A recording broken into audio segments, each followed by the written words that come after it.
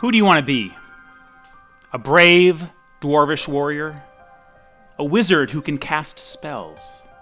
An elf who is skilled in the art of archery? Or a stealthy hobbit thief?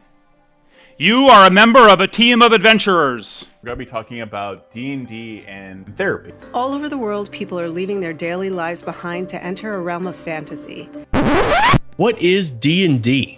What an exciting question. Welcome to Dungeons & Dragons. You're watching this video because Dungeons & Dragons has been around since 1974 when Gary Gygax and Dave Arneson published the first rule set and sparked the dawn of tabletop role-playing. By the end of the 1980s, tens of millions of players worldwide were plundering dungeons and slaying dragons.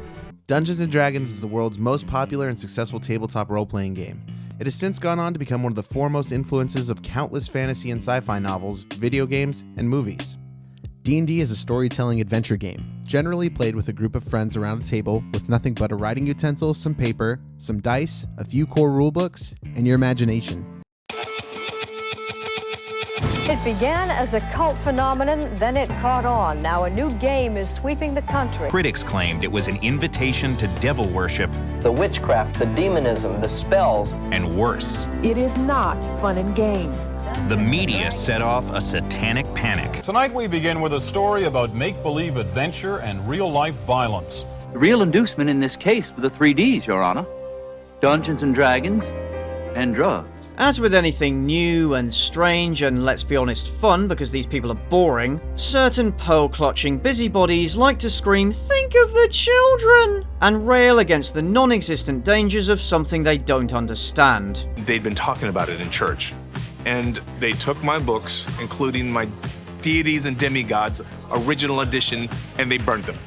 D&D was accused of being responsible for all manner of evils, with news segments seriously asking the question, is D&D dangerous? The parents saw their child summon Dungeons and Dragons demons into his room before he killed himself. This is make-believe, and nobody's murdered, and there's no violence there. There was this almost like forbidden fruit feel that did allow for teenagers of the time to rebel just a little bit. It did actually impact sales fairly positively. It did. But even a satanic rebellion-fueled sales boost can't last forever, and the game's popularity waned for a time. It was a game that meant so much to me growing up, and watching it kind of die off through the 2000s. Game stores that I used to love and grew up around closing left and right, and it was just kind of this sad realization that I felt like it might have been a hobby that was dying off.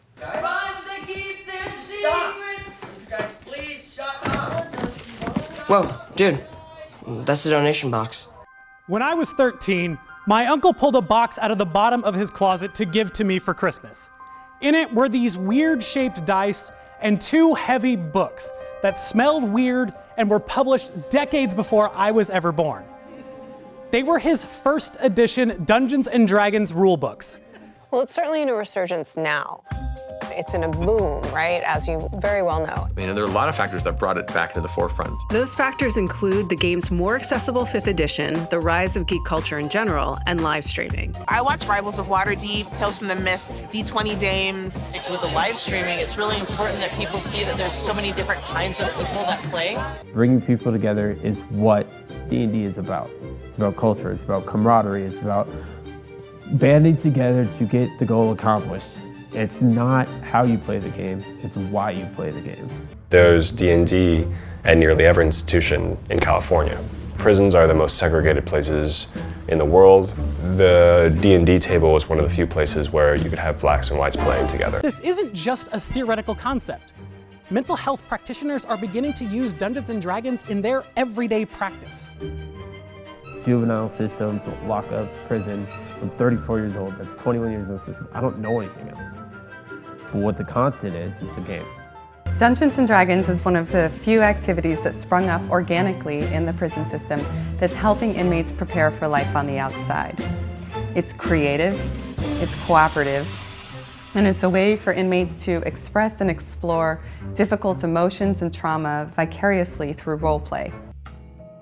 He explained that the policy of banning D&D was intended to promote prison security because cooperative games can mimic the organisation of gangs and lead to the actual development thereof. Mariski, who's the prison specialist on gangs, elaborated that during D&D games, one of the players is denoted the Dungeon Master. The Dungeon Master is tasked with giving directions to other players, which Maruski testified mimics the organization of gangs. Now, did this ever actually happen in prisons? No. Whatever the reason, stupid or otherwise, role-playing games are banned in a lot of prisons now, wanting to remove escapism. Not the actual act of escaping, just the act for a brief moment of imagining you're somewhere other than prison. You have to ask why we lock people up, and if the reason is for rehabilitation so that we get somebody who's going to be better on the other end, then D&D totally fits with that.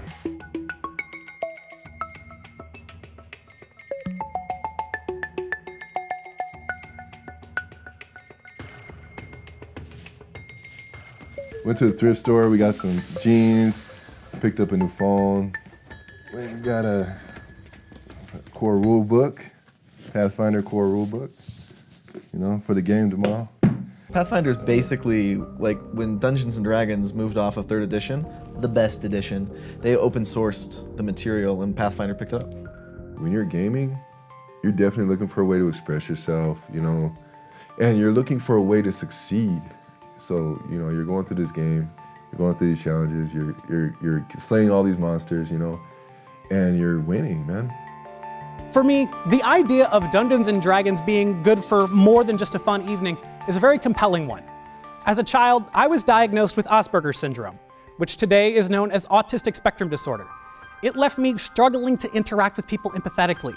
I couldn't communicate effectively, and I was gripped by feelings of anxiety, inadequacy, and isolation. And while it's certainly overzealous of me to claim that Dungeons & Dragons may have saved my social development, I'm going to make that claim anyway. I've had it help me. I had a very bad experience. I was in a shootout, and it was a fatal shooting. I went through some really intense childhood trauma. My father molested me from 8 until 17. And I couldn't really get out of that situation. I couldn't get out of it. And to come home and play D&D with my friends, like, made it normal. And so I was making a character who was strong and confident, and I would defeat the monsters, and really I was trying to defeat him. I feel so passionately about Dungeons & Dragons because it healed me and gave me that like hero complex on the inside. When you have something really traumatic happen to you, and you can just not be you for 2 to 4 hours, that's like hitting a reset button. Because D&D had nothing to do with this horrible thing that happened, that I had no control over, but I have control over this game and playing with my friends. I do feel like D&D can give so much to so many people, and I think it's a very healthy thing because it's a very safe place. The D&D, the happiness, the camaraderie, the cooperation is more powerful than fear. What makes this game so special is that you have 100% of the agency and none of the real-world consequences. You can make yourself a hero, a villain. You can work through your trauma, kill the monster, befriend it, or make it your pet. Or hey, set off a fireball to relieve your work stress. You can live a million lives.